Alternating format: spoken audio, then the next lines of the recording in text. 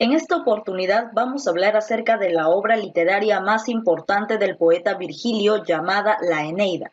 De la misma forma en la que nosotros hemos contado ya en clases anteriores la historia de la Ilíada, recordemos que si situamos esta obra con respecto a la Ilíada, lo que viene después de la guerra de Troya con respecto a los griegos sucede en la Odisea, y lo que viene después con respecto a los troyanos sucede en la Eneida. En la Eneida, de la misma forma en la que hemos visto a los dioses griegos, la Eneida también tiene sus propios dioses, quienes serían la representación de los mismos dioses de la mitología griega, pero con otros nombres.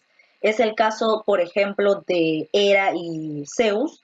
En el caso de la Eneida, los dioses principales que harían el papel de Hera y Zeus serían Juno, que vendría a ser Hera, y Júpiter, que vendría a ser Zeus, ¿no? Pero este es en el caso ya de la Eneida. Luego también tenemos, por ejemplo, a Neptuno, quien vendría a ser Poseidón en la mitología griega, ¿no? Pero lo conocemos como Neptuno ya en la Eneida. También tenemos, por ejemplo, a Venus, quien es la diosa del amor, pero nosotros la conocemos como Afrodita en la mitología griega. Y de esa forma es como los dioses se distribuyen con respecto a la Eneida, ¿no? Es como se podría decir la otra parte, ¿no? Pero que tienen la misma función.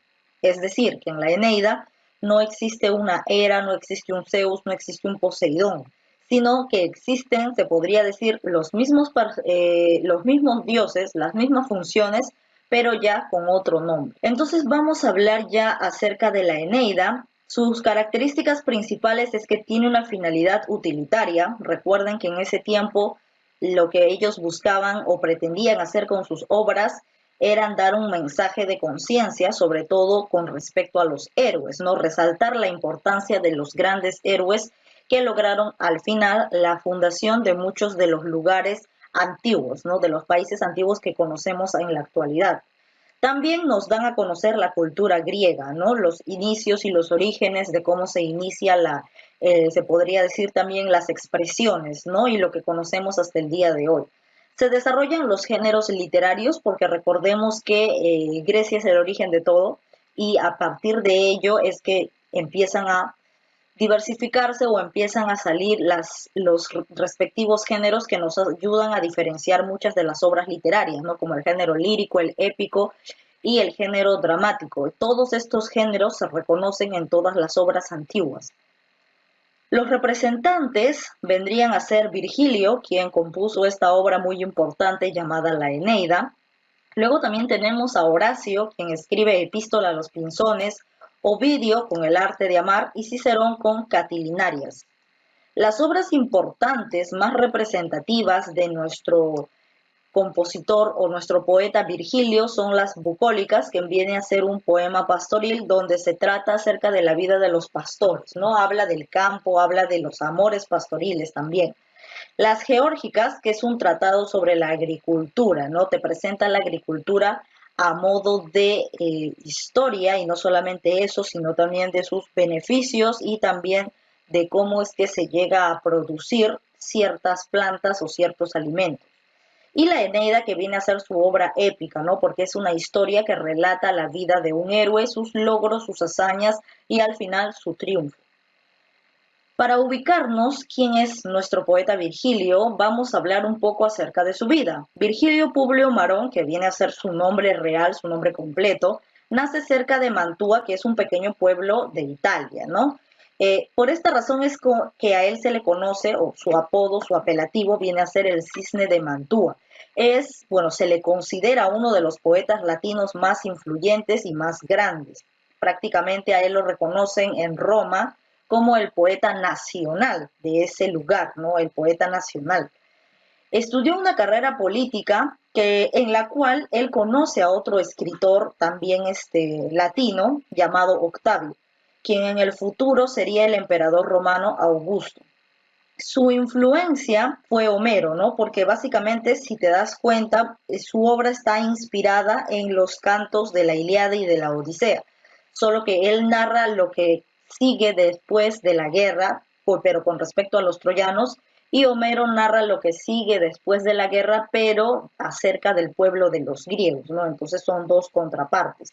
También desarrolla el tópico campestre que se llama Beatus Ille, en el cual se revalora la vida del campo, ¿no? Básicamente eso es todo lo que Virgilio hizo durante su vida con respecto a la escritura de sus obras. La Eneida es la obra maestra del escritor Virgilio, escrita en el primer siglo antes de nuestra era. Rápidamente se convirtió en una obra de culto e incluso hoy en día sigue siendo un trabajo digno de comparación a las obras de Homero. Hoy les vengo a resumir los 12 libros que compone la Eneida. Comencemos. Así como en la Odisea y la Ilíada, en la Eneida vamos a encontrar mucha intervención de los dioses, sobre todo de Juno, esposa de Júpiter, quienes vendrían a ser Hera y Zeus de la mitología griega. Juno no quiere a los troyanos y en esta historia buscará impedirle al héroe Eneas, aquel que logró escapar de Troya antes de que ésta sea destruida, la llegada a Italia. Como sabemos, de la descendencia de Eneas se fundará Roma más adelante. En fin, Juno está tan enojada que trata de lograr que el barco de Eneas naufrague, pero Neptuno, Poseidón de la mitología griega, se enoja porque, digamos, se metió en su territorio y justamente decide ayudar a los troyanos a llegar a la costa. Así es como Eneas llega a Libia, al Cartago. El otro grupo llegará un poco más tarde. Libia, o en este caso el Cartago, es la tierra de la reina Dido. Esto es advertido por Venus, Afrodita en la literatura griega, que es la madre de Eneas. Venus decide intervenir para que la estadía de Eneas sea satisfactoria y le pide a Cupido que haga que Dido se enamore de Eneas. Por esto, Dido se enamora de él y lo recibe afectuosamente. Dido le pide a Eneas que cuente su viaje, y es así como comienza el relato. Eneas relata entonces sucesos de la guerra de Troya. Cuenta Eneas que se le aparece Héctor en sueños, y le dice que Troya ya no tiene salvación, que se vaya. Eneas efectivamente comienza a preparar su huida. Acá hay un par de episodios interesantes, como es la muerte de Príamo, rey de Troya, a manos de Neoptómelos, o Pirro, hijo de Aquiles. Una imagen bastante impactante al leerla.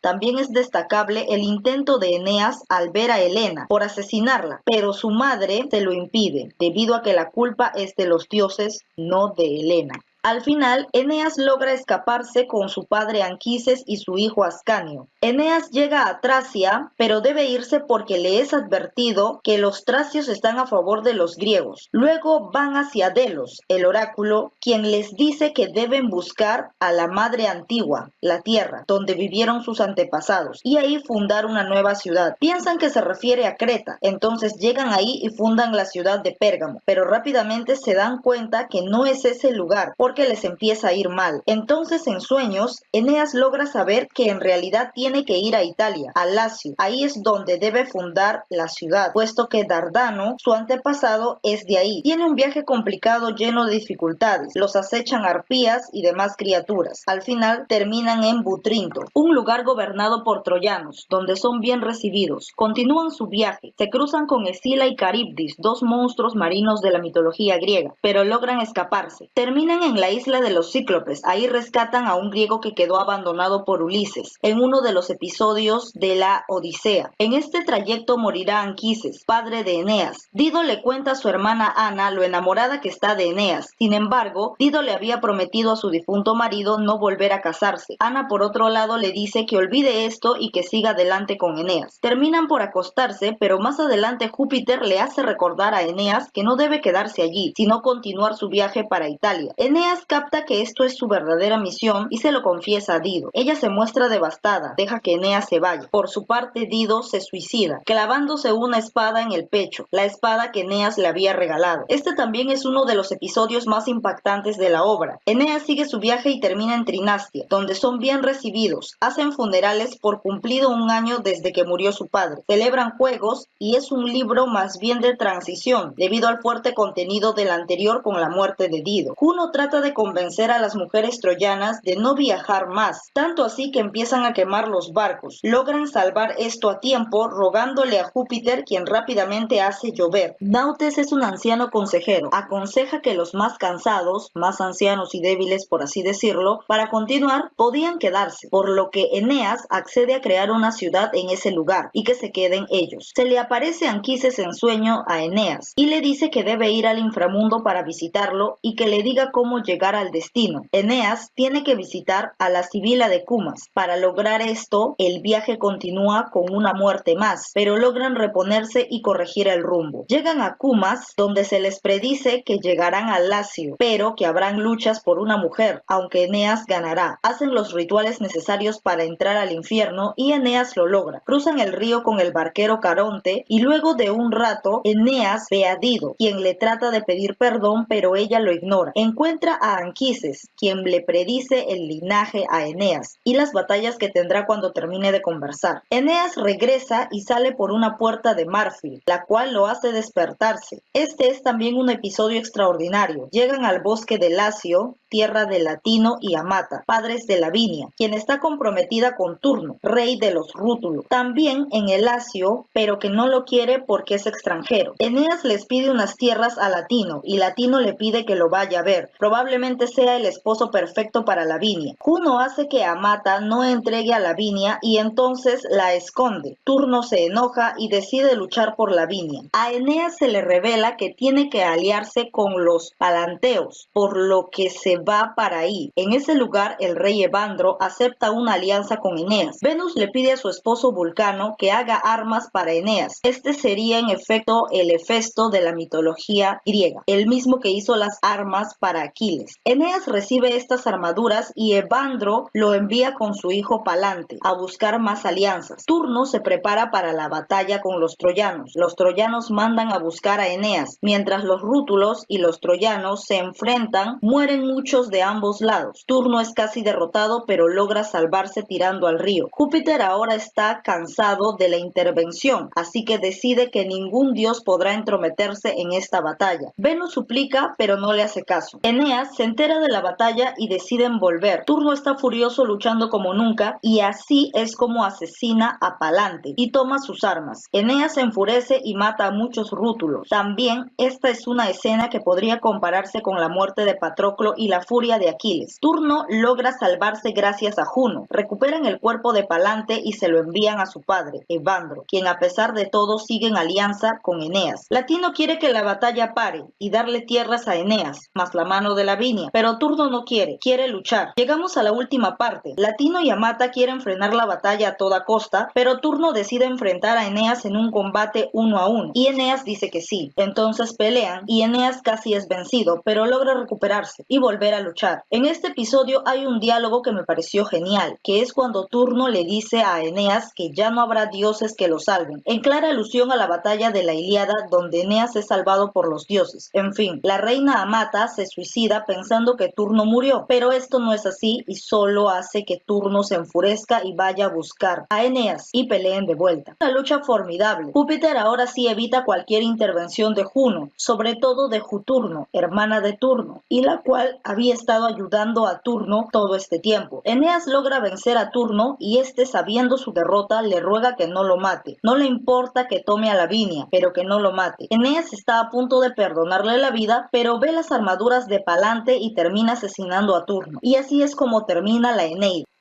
Vamos a desarrollar las preguntas de nuestro libro acerca de Virgilio y su obra La Eneida. ¿Por qué Eneas huye de Troya? Básicamente porque la ciudad de Troya ya había sido destruida. Entonces, Eneas y todos los ciudadanos troyanos que habían sobrevivido ya no tenían a dónde ir. Y no solamente por eso, sino porque a Eneas se le dijo en una revelación que él tenía la labor de conquistar un nuevo territorio, es decir, el territorio romano. ¿Por qué Virgilio quiso quemar la Eneida? Resulta que Virgilio era amigo de Augusto, que con el tiempo se convirtió en Octavio, uno de los emperadores de Roma. Entonces, mientras ellos todavía convivían, se podría decir, es que a Augusto le gustó mucho la obra de Virgilio, ¿no? Le gustó mucho la Eneida y por esa razón él quería hacerlo popular y se basaba más o menos en su propia propaganda para ganar, se podría decir, con respecto a la política. Entonces, como para desligarse de la política de Augusto, en este caso de Octavio, ¿no? Que es su nombre ya cuando es emperador, para desligarse de la política de él, es que Virgilio le sugiere que cuando él muera, queme su obra. lo cual Octavio Augusto no lo hizo. Es más, cuando Virgilio murió lo propagó, ¿no? Le hizo bastante propaganda, bastante promoción, y es por ello que nosotros conocemos esta obra al día de hoy. Imagínate que lo hubiese quemado, nunca nos hubiéramos enterado de esta historia. ¿Por qué se suicidó la reina Dido?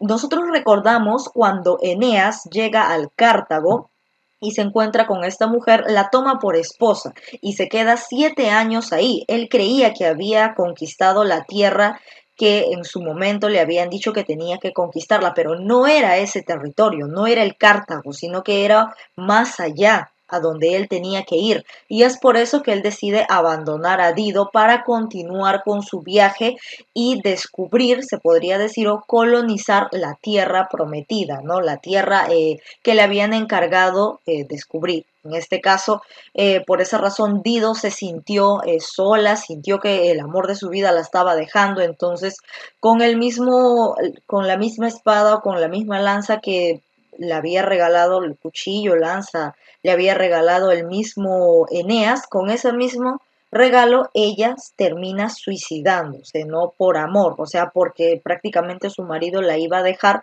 por mucho tiempo, prácticamente ya, o sea, la iba a dejar definitivamente porque él estaba en busca de ese territorio que le habían encomendado.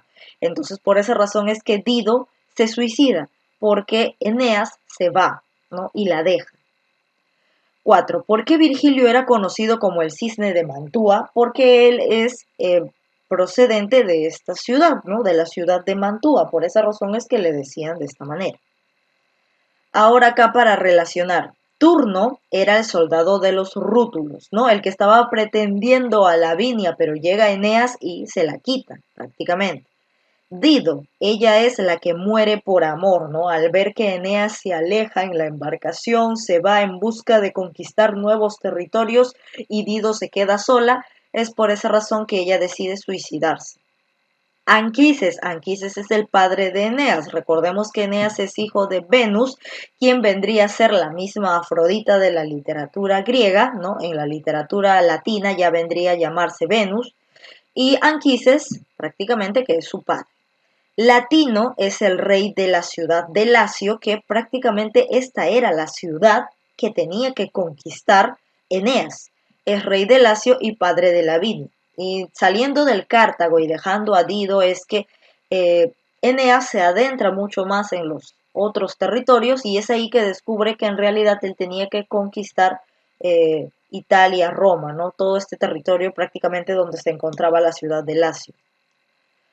¿Con qué personaje relacionan las figuras? Acá hay un corazón partido, entonces es Dido, ¿no? La que muere por amor o amor no correspondido. Acá tenemos una embarcación, si nos acercamos más a la imagen, esta es una embarcación, ¿no? Que representa los viajes de Eneas.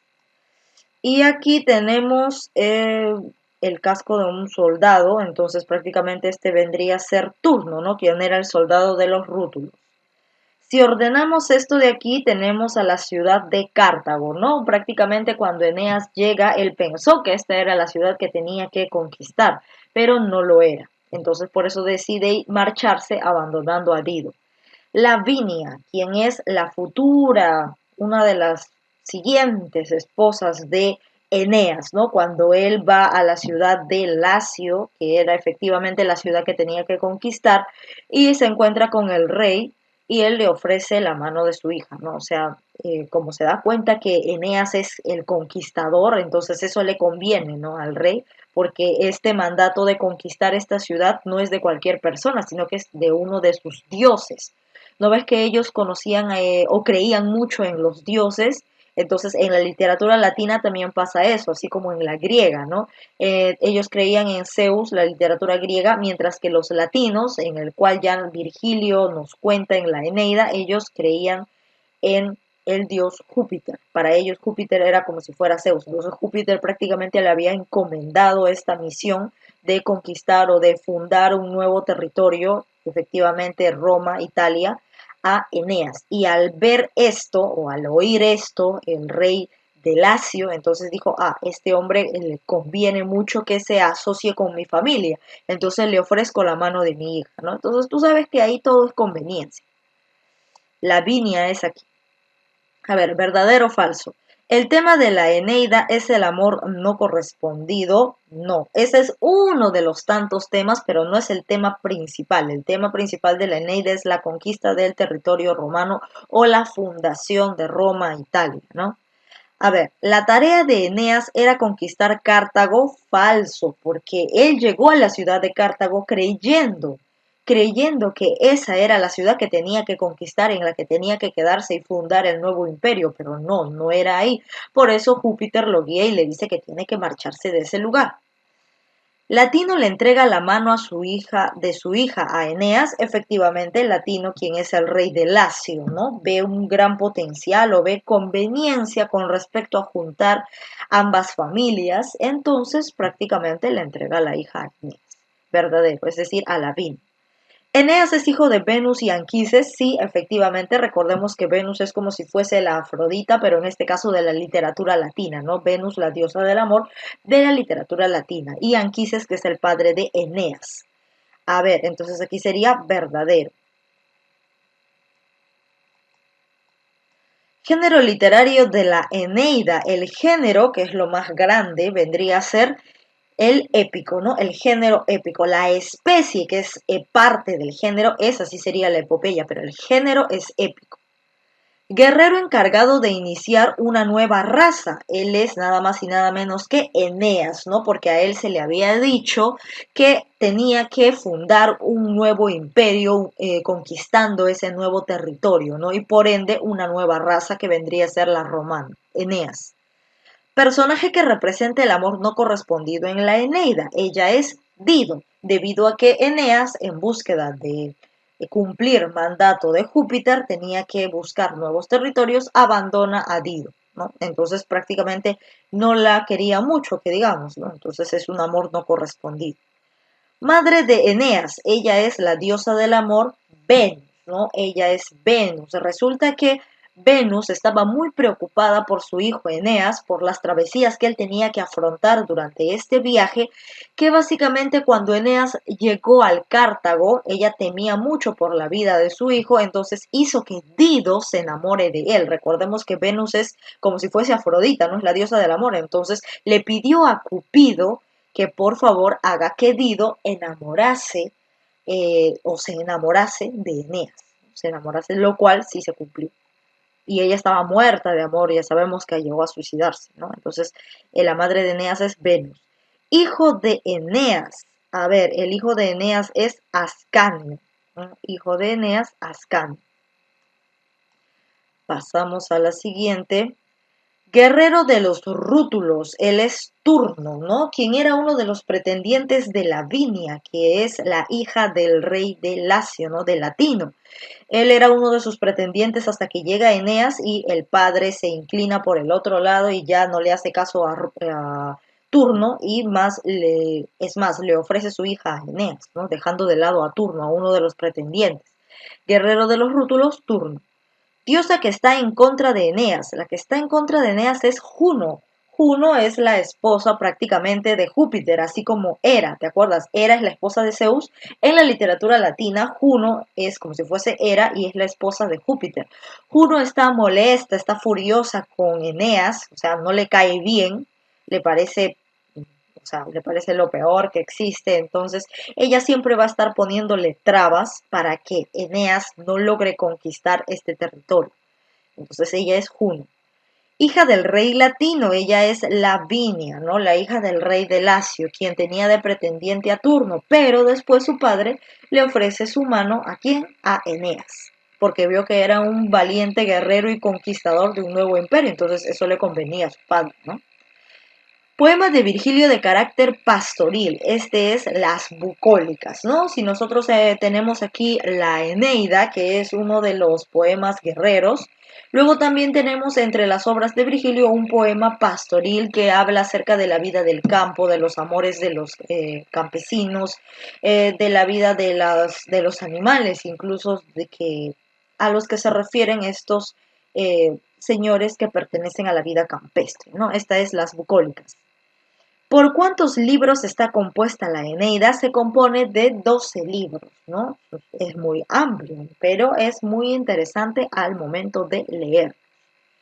Muy bien, ahora vamos a pasar al desarrollo ya de nuestro libro, del libro de tareas en este caso. A ver, tenemos aquí nuestro libro de tareas donde vamos a completar las preguntas. El autor de la Eneida es nada más y nada menos que Virgilio, ¿no? Recordemos que él incluso quería que quemasen esta obra, pero al final Augusto o Octavio, como quieran llamarlo, decide conservarla y propagarla, ¿no? Es más, propagarla, para que todos se enteren de qué se trata de esta maravillosa obra. Poemas de carácter pastoril, lo vimos hace un instante en las preguntas pasadas, ¿no? Esta era las bucólicas, que nos habla acerca de la vida del campo. Poemas que pretendían enseñar sobre actividades agrícolas, no solamente sobre actividades agrícolas, sino que también con respecto a la dinámica que corresponde a la agricultura. Esta es las geórgicas. A ver, nombre de la primera esposa de Eneas. Ella era Creusa, quien era hija de Príamo y con la cual tuvo a su primer hijo Ascanio, ¿no? A su hijo Ascanio. Entonces, la primera esposa de Eneas es Creusa. Tema de la Eneida es la fundación de una nueva raza, en este caso la del Imperio Romano. Partes de la Eneida consta de 12 libros. Es muy amplio para leerlo, pero es muy interesante. Especie literaria de la Eneida. ¿Cuál es la especie literaria de nuestra obra? Recordemos que el género es épico. La especie es epopeya, la que narra las acciones de un héroe guerrero. Reina de Cartago. Ella es Dido, ¿no? ¿Se acuerdan? Cuando él llega primero a Cartago, piensa que ahí tiene que instalarse, se casa prácticamente con Dido, pero esa no era la ciudad y él huye y abandona a Dido. Eneas debe llegar a el Lacio, pues, debe llegar a el Lacio. Ahí recién funda la ciudad de Roma y por ende Italia, ¿no? Pero efectivamente tenía que llegar a Lacio. El padre de Eneas, ¿quién es? Es Anquises. Anquises, quien se casó con Venus y tuvieron como hijo a Eneas. Entonces, eso sería todo por desarrollar con respecto a las preguntas de la tarea. Recuerden enviarme las fotos por WhatsApp.